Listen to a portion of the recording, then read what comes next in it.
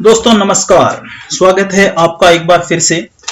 आज की इस क्लास में हम पढ़ेंगे गो and catch a falling star से अब तक पूछे गए आरपीएससी के द्वारा फर्स्ट ग्रेड इंग्लिश में कौन कौन से क्वेश्चन पूछे गए हैं उनका जिक्र करेंगे।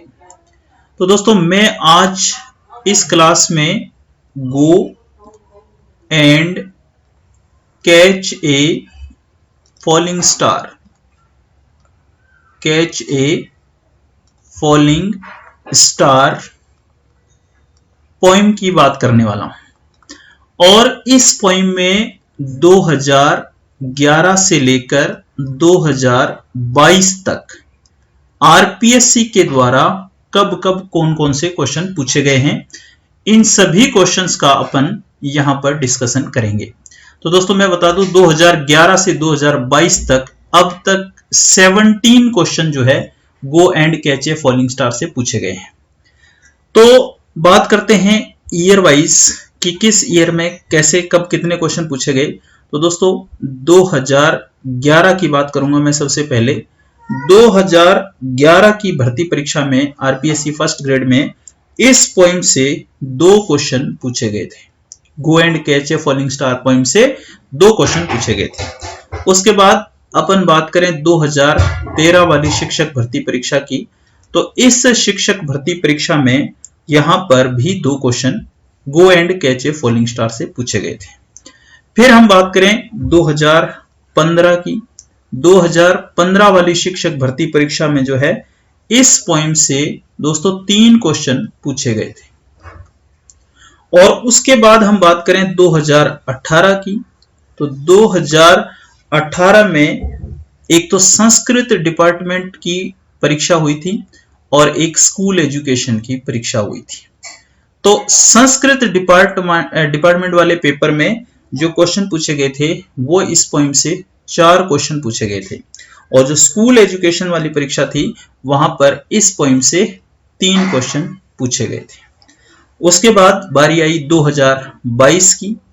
तो 2022 वाला जो एग्जाम था इस परीक्षा में भी ये परीक्षा 2 टाइप से, एक तो संस्कृत डिपार्टमेंट वाली परीक्षा हुई थी और एक स्कूल एजुकेशन वाली परीक्षा हुई थी। तो इस संस्कृत डिपार्टमेंट वाले पेपर में इस पोइम से केवल मात्र एक ही क्वेश्चन पूछा गया था और जो स्कूल एजुकेशन था इसमें 2 क्वेश्चन पूछे गए। तो यहां देखिए 2 और 2 4, 4 और 3 7, 7 और 4 11, 11 और 4 कितने हो गए 14 और ये 15 16 17, टोटल 17 क्वेश्चंस जो हैं ये अब तक इस पोइम से विभिन्न शिक्षक भर्ती परीक्षाओं में पूछे गए हैं फर्स्ट ग्रेड की। तो दोस्तों आरपीएससी की साइट पर जो प्रीवियस पेपर हैं वहां से ये डेटा मैंने कलेक्ट किया है और आपके सामने प्रस्तुत किया है। आप भी इसको चेक कर सकते हैं, एक बार क्रॉस चेक कर लें। कोई भी क्वेश्चन नहीं छोड़ा है मैंने। तो अब इस क्लास में ये जो 17 क्वेश्चंस अब तक पूछे गए हैं बात करेंगे कि ये क्वेश्चन कौन कौन से थे और इनके ऑप्शन क्या थे और इनका आंसर क्या था। तो इनकी बात करने वाले हैं अपने, चलिए देखते हैं। दोस्तों यहां पर 2022 से स्टार्ट कर रहा हूं मैं और 2011 की ओर जाऊंगा। तो इस श्रृंखला में हमारा जो फर्स्ट क्वेश्चन है वो ये है कि the theme of the poem go and catch a falling star is the impossibility of. ये जो पोएम है go and catch a falling star, इसकी जो थीम है उसमें किस चीज की इम्पॉसिबिलिटी की बात कर रहा है। तो getting a child from a mandrake root, mandrake के पौधे से बच्चा उत्पन्न करने की इम्पॉसिबिलिटी की बात कर रहा है, या कैचिंग ए फॉलिंग स्टार, टूटते हुए तारे को पकड़ने की इम्पॉसिबिलिटी की बात हो रही है, या हियरिंग मरमेड्स सिंगिंग, मरमेड के सॉन्ग को सुनने की इम्पॉसिबिलिटी की बात हो रही है, या फाइंडिंग ए ट्रू वीमेन, या फिर किसी सच्ची या वफादार महिला के खोजने की इम्पॉसिबिलिटी की बात हो रही है। तो दोस्तों ये पोएम आपने पढ़ी है, आपको अच्छी तरह पता है कि यहाँ पर जॉन डन जो है किसकी बात कर रहा है, फाइंडिंग ए ट्रू और फेयर वीमेन, इसकी बात कर रहा है, इसकी इम्पॉसिबिलिटी की बात कर रहा है। ये कह रहा है कि मैंड्रेक के पौधे से भी, मैंड्रेक के पौधे की जड़ों से भी बच्चा उत्पन्न किया जा सकता है, टूटते हुए तारे को पकड़ा जा सकता है, मरमेड के सॉन्ग को सुना जा सकता है, बट एक सच्ची और सुंदर और वफादार महिला जो है वो नहीं मिल सकते। यहां पर ये बात इन्होंने कही थी, तो इसकी इम्पॉसिबिलिटी की बात इन्होंने कही थी, तो हमारा आंसर होगा यहां पर डी। ओके, 2022 में क्वेश्चन पूछा गया था संस्कृत डिपार्टमेंट में, और यहां मैंने ईयर ही लिखा है, लेकिन यहां पर मैं आपको पूरी डेट बता दूं तो ये 16/11/2022 को जो पेपर हुआ था उसमें ये क्वेश्चन आया था। नेक्स्ट क्वेश्चन है, go and catch a falling star is a poem about. Go and catch a falling star poem किसके संबंध में है? ये 2022 में क्वेश्चन आया था, और ये क्वेश्चन जो था वो स्कूल एजुकेशन में पूछा गया था। तो फेमिनाइन इनकंसिस्टेंसी की बात हुई थी, या गोल्डन डेफोडिल्स की बात हुई थी, या फ्रेंच्ड मेनिड की बात हुई थी, या लास्ट डचेस की बात हुई थी। तो दोस्तों आपने ये पोइम पढ़ी है, आपको पता है कि यहां पर किसकी बात हुई है? फेमिनाइन इनकंसिस्टेंसी की बात हुई है यहां पर। यहां पर ये आंसर होगा हमारा। चलिए नेक्स्ट क्वेश्चन की ओर।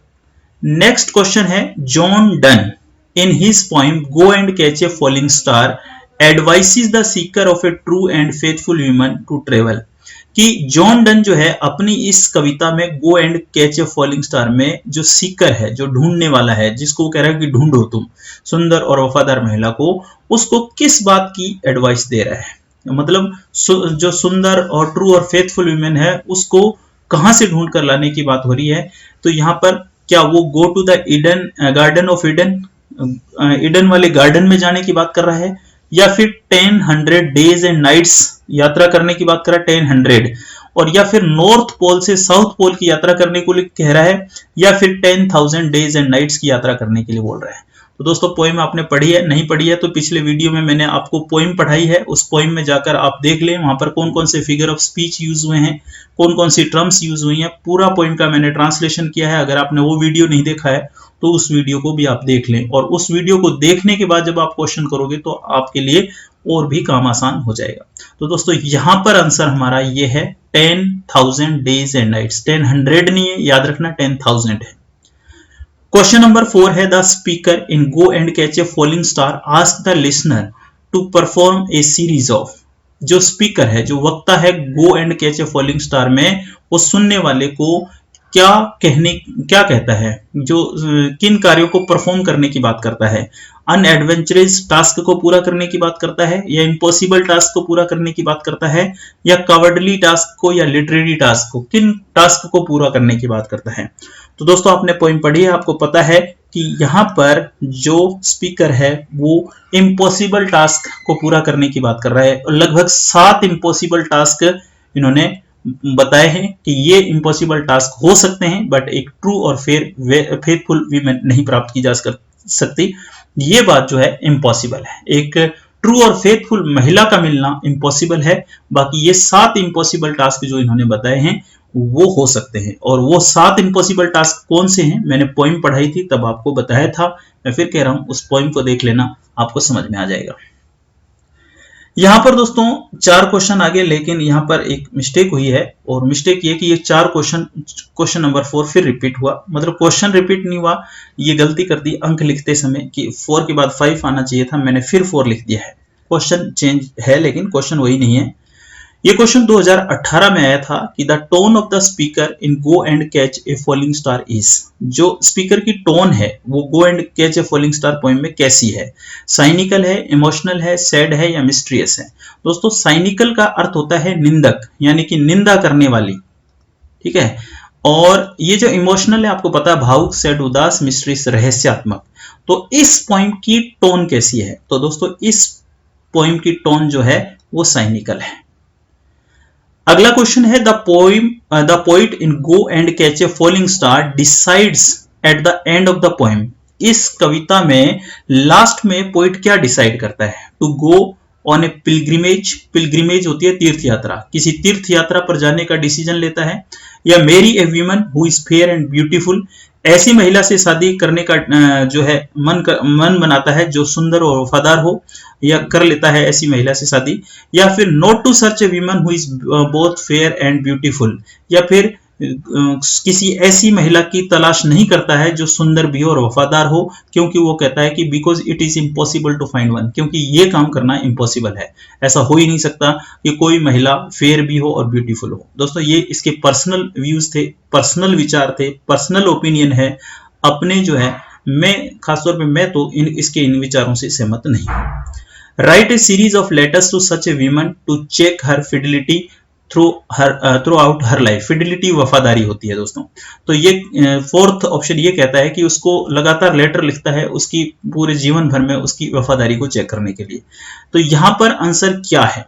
यहां पर आंसर है दोस्तों तीसरा, not to search a women. बाद में क्या सलाह देता है कि किसी एक महिला की, ऐसी महिला की सर्च मत करें आप जो फेयर और ब्यूटीफुल हो, क्योंकि ऐसा करोगे तो आपके लिए यूजलेस ही होगा, क्योंकि ये काम इम्पॉसिबल है।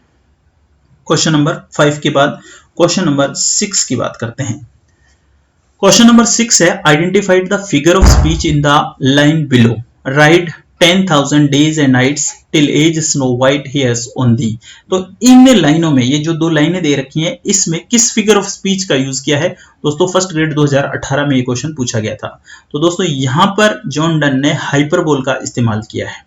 फिगर ऑफ स्पीच का अलग से एक वीडियो बना है चैनल पर, आप देख सकते हैं उसको, जिसमें आपको पन, हाइपरबोल, सिमिली, ऑक्सीमोरॉन सब का पता चल जाएगा। क्वेश्चन नंबर 7 है strange sights invincible to see from Donne's go and catch a falling star is example of. ये strange sights invincible to see, यहाँ पर दो अपोजिट बातें हो रही हैं, और अपोजिट बातें हो रही हैं तो दोस्तों इसका मतलब यहाँ पर बात हो रही है पैराडॉक्स की। तो यहाँ पर आंसर है पैराडॉक्स। यहाँ पैराडॉक्स का इस्तेमाल इन्होंने किया है।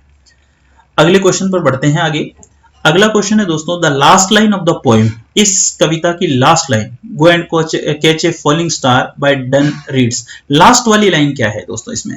तो दोस्तों इसमें लास्ट वाली लाइन ये है, फॉल्स एर आई कम टू 2 और 3।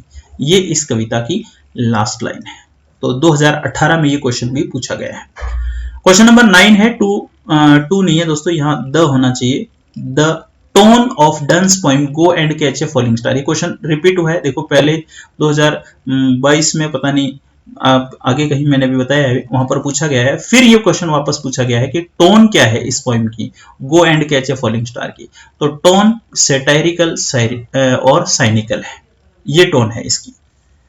अगला क्वेश्चन है question number 10। How many impossible task does done enumerate in the first stanza of his poem go and catch a falling star। तो ये मैंने स्टार्टिंग में बता दिया कि कितने टाइप के इम्पॉसिबल टास्क की बात करता है। लगभग 7 प्रकार के इम्पॉसिबल टास्क की बात करता है दोस्तों। 2015 में ये क्वेश्चन पूछा गया था, और कौन से थे वो इम्पॉसिबल टास्क 7, ये आपको पिछले वीडियो में देखने हैं जब पोइम पढ़ाई गई। मैंने उस पोइम में आप देखें, पोइम जब पढ़ाई गई थी तो मैंने इन 7 इम्पॉसिबल टास्क का भी उल्लेख किया था, तो वहां पर आप देख सकते हैं।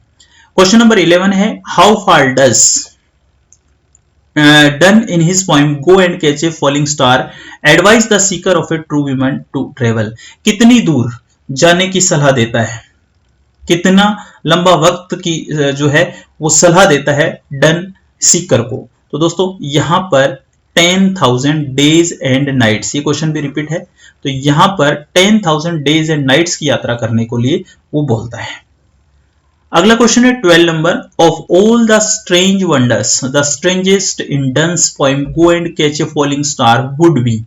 तो यहां पर 2015 में पूछे हुए इस क्वेश्चन का आंसर क्या है? To catch a falling star, या to discover the years gone by, कि टूटते हुए तारे को पकड़ना, या उन सालों को खोज के लाना जो बीत चुके हैं, वो समय बीत चुका जो उस समय को वापस लाना, to learn to hear mermaid sing, या फिर मरमेड के सॉन्ग को सुनना, या to find a women fair and faithful. तो इसी की बात हो रही है, बार बार बताने की आवश्यकता नहीं है, आपको समझ में आ गया होगा, आंसर ही यही है। क्वेश्चन नंबर 13 है the theme of Donne's poem go and catch a falling star is the impossibility of. फिर ये क्वेश्चन रिपीट है, 2013 में ये पूछा गया है। तो दोस्तों यहां पर भी आंसर क्या है? Finding a true women. ठीक है। अगला क्वेश्चन क्या है? The tone of the poems go and catch a falling star. बार बार दोस्तों ये क्वेश्चन आया है और अच्छा क्वेश्चन भी है। टोन जो है इस पोएम की बार बार पूछी गई है, लगभग 3-4 बार शिक्षक भर्ती परीक्षाओं में टोन पूछी गई है पोएम की। तो इसकी टोन साइनिकल है। In the poem go and catch a falling star the protagonist wishes, protagonist क्या चाहता है? To meet a true women, to see the devil's food, to catch a fly, or to hear the mermaid sing. तो दोस्तों वो सच्ची और वफादार महिला से मिलना चाहता है। तो यहां पर आंसर होगा ए। अगला क्वेश्चन है कि in the poem go and catch a falling star how many days and nights must the protagonist ride. तो ये क्वेश्चन भी बार बार रिपीट हुआ है, तो यहां पर आंसर होगा 10,000। तो दोस्तों ये यहाँ पर देखने को 16 है, लेकिन मैंने आपको पीछे बता ही दिया कि 4 नंबर क्वेश्चन जो है रिपीट हुआ, 2 बार मैंने 4 लिख दिया था। ये क्वेश्चन टोटल 17 हुए और 2011 से लेकर 2022 तक ये लगभग 17 क्वेश्चन जो हैं पूछे गए हैं। तो पोइम पढ़िए और उसके बाद इन क्वेश्चंस को कीजिए। अब तक जितने क्वेश्चन इस पोइम से पूछे गए थे वो सारे मैंने आपको बता दिए हैं। अगली पोइम जो फर्स्ट ग्रेड के लिए हम पढ़ेंगे वो डेफोडिल्स है, और डेफोडिल्स पोइम पढ़ने के बाद उस पोइम से अब तक कितने क्वेश्चन आए, कौन कौन से क्वेश्चन आए हैं, पूरा मैं आपको डेटा वाइज, पूरा मैं साल दर साल जो क्वेश्चन पूछे गए हैं पूरा ईयर की डिटेल के साथ पूरा विवरण आपको आपके सामने प्रस्तुत करूंगा।